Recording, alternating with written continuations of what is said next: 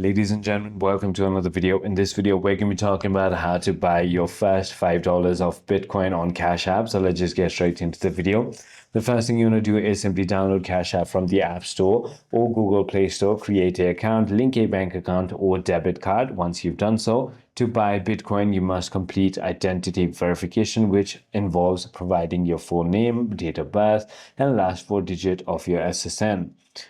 Open Cash App and tap Investing Money tab, and then simply go ahead and on the bottom right or left, they select the Bitcoin tab. So once you've done so, all you need to do is simply go ahead and initiate the purchase. So tap on the buy button and then enter the amount. So select $5. And once you've simply went ahead and selected the $5, all you need to do is click on next and confirm it.